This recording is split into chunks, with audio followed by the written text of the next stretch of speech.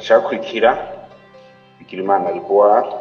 Uwo nawe Bigirimana Rivoire asanzwe akora mu bushikiranganji bw'indero kandi mu mabanga atandukanye amwe niyo ngomba ndabwire mugomba kubabwira amashuri afise master 1 spécialisation pilotage des systèmes éducatifs yakuye muri Université Cheikh Anta Diop di Dakar au Sénégal.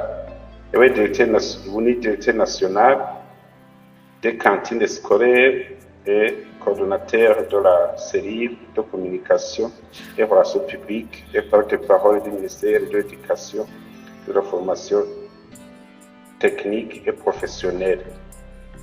Kuva mu kwezi kwa mbere mwaka 2017 gushika uno munsi yabaye secrétaire permanent muri ministère de l'Éducation.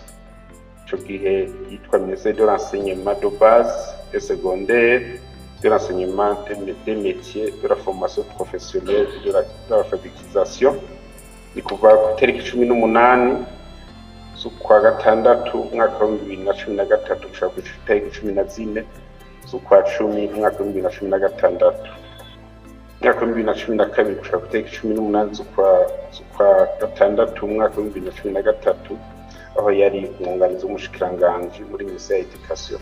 Kuva itariki 6 z'ukwa gatandatu umwaka 2011 gushika itariki mu kwezi kwa kabiri umwaka 2012 aho n'ubundi yari umunyamabanga ntayigayezwa umushikiranganji indero, secrétaire permanent du ministère de l'Éducation.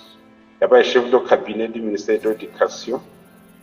Yabaye directeur général de l'enseignement primaire et secondaire, chargé de l'administration et des finances muri ministère de l'enseignement de base et secondaire. Kuva ku tariki 26 z'ukwa kane umwaka 2010 ku tariki 12 z'ukwa 10 umwaka 2011.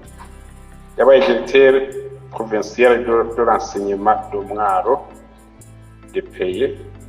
Ni kuva ku tariki 21 z'ukwa gatatu umwaka 2016